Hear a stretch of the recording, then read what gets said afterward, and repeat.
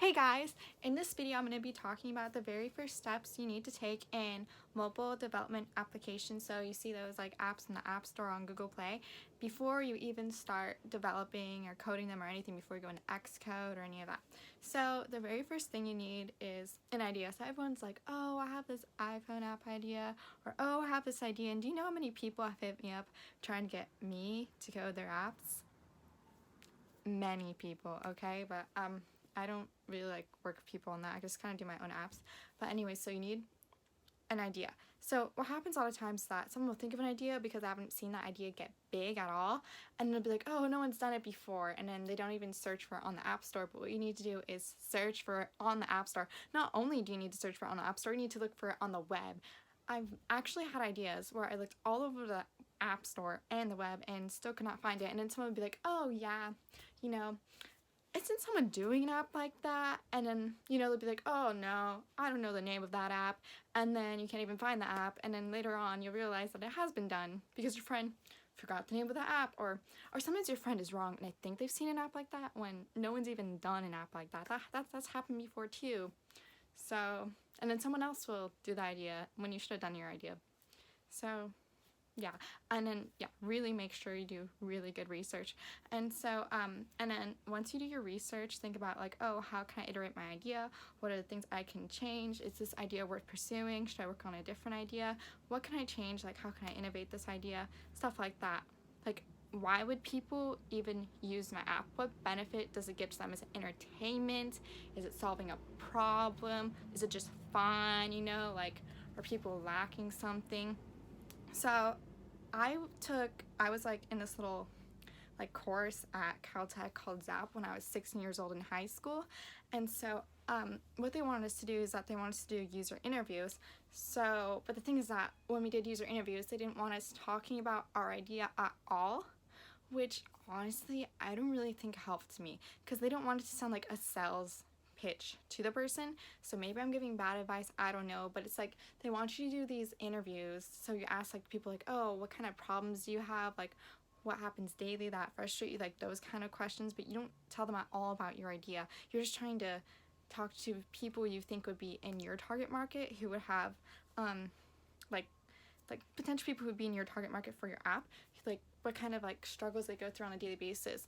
But I don't know, I don't really think that helped me. So something I did was that I went and made surveys online. So I don't even know these people at all, so there could be no cognitive biases. But the thing is that sometimes like your friends could be like, oh, it's such a good idea or stuff, like to pump you up because like you're their friend. But like honestly, I found my friends to be really honest, and I've heard there's so many different opinions on, oh, who should like I get my idea, like who should I ask about my idea, like is it good or not. So many people have different opinions on it. I've heard so many different things. Honestly, what I liked the most was, okay, so for my new app, it's called Closet Spark. It's a fashion app. So like honestly, I'm in my own demographic and so are my friends, so I found the best thing was to ask them about my idea. Honestly, that's done the best for me. Or like maybe even going to like different tech events, talking to people about it. So it's just really good to get a wide range of perceptions on the idea. And also I did the user interviews as I was told to, by like trying to figure out the problems. I did not get any help out of it, honestly, but maybe I just did it wrong. So and then the next thing you want to do is sketch your idea. So there's a thing, so when you open up an app, the different screens within an app are called view controllers. Like, they're called view controllers because with an Xcode or something else, I don't know, but with an Xcode, they're called UI view controllers, which means a UI controller, which is each different screen. So what you want to do is you want to sketch out all these different screens. Let's see. Here is an example that I have for when for making my Closet Spark app.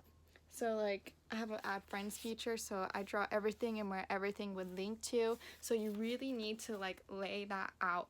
Like, okay, if you have an idea for an app, you can't just tell some developer, oh, I want to make an app for treasure hunting. They're not going to know where to start. They're not going to know what idea. Like, you need to think all that through, and trust me, that is a big part of app development, is really, really thinking about how you want your like your design to look. Like it takes a lot more time than people think it does.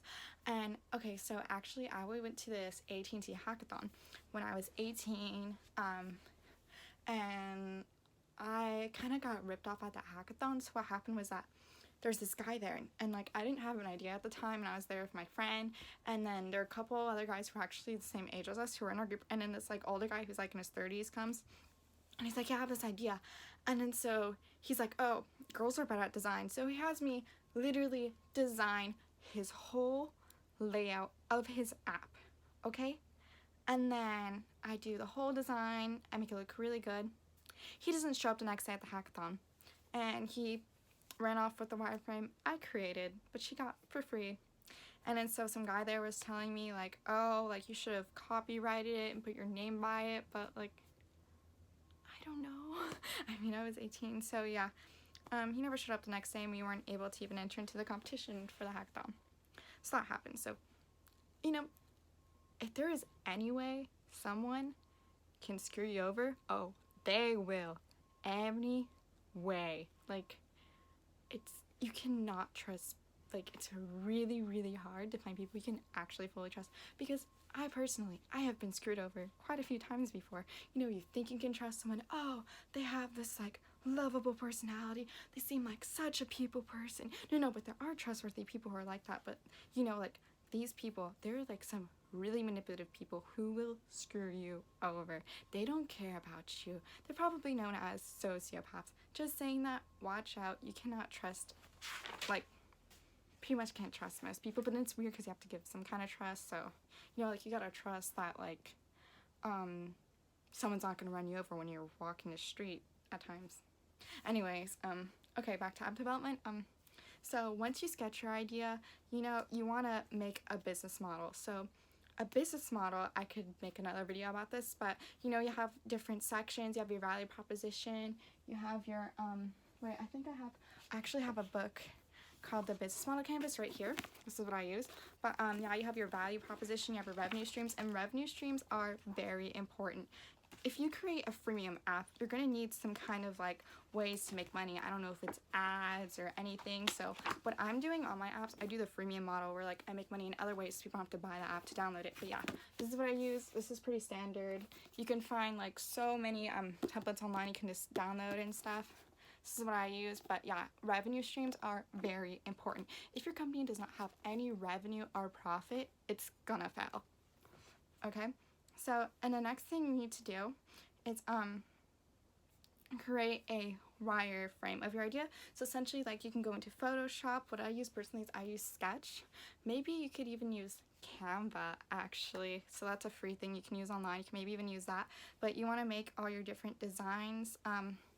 So, and then once you like create all your different view controllers, like design, like it will literally take me 3 hours to choose the right shade of like green I want to use. And oh, and a way to get free icons for your wireframe is I use a website called Icons 8. So I just like look through like all the different like icons, but there's other websites, but like literally everything on Icons 8 is free, so I just use that. You know, instead of like wasting all this time making like all these different icons, it's just so much easier. It's free. That's what I use. I'm not promoting anything, trust me, I've not promoted anything in this video, that's just what I use. Let's see, and then the next thing you need to do is you need to put your screens that you developed into a website like InVision. So it's like a prototyping website. So I use InVision. I've been using InVision ever since I was 16 years old. And so what you do is like you can take the images that you created for your wireframe, you know, for like all your different app screens, you know, like this. And then like this. And then you can put it into InVision, and within InVision you can like link through different screens, and like so it's just so much easier. Like you can even get a link for someone to view all your screen, your whole wireframe. Like I can send it to my friend, and my friend can be like, oh my god, I love a designer, oh this is confusing, or oh I can change this. Like personally, my close friends, they look through my things like pretty much without hesitation, although some of them take a long time. And you know, some of your friends will care a lot about what you do than others, personally. So I find, in my experience, my harder working friends, like, they care more, like, about, like, to give me feedback than the ones who don't work as hard. So yeah, you're better off sending out your prototype to your harder working friends who like actually care to give you feedback, because the other ones will not really care to give you feedback, and you'll be waiting for days and be like, oh, have you looked at my prototype yet? And your friend's like, no, I haven't. Versus your friend who's like on top of their stuff, like, oh my god, I love this design, Skylar, such a good idea. But you know, but like not all my friends always have a good idea, or you know. And then so the next step you want to take is, yeah, so pretty much just, you know, get your friends looking at your stuff. First, I get my friends to look at it, but my friends are within my target market. Your friends may not be within your target market.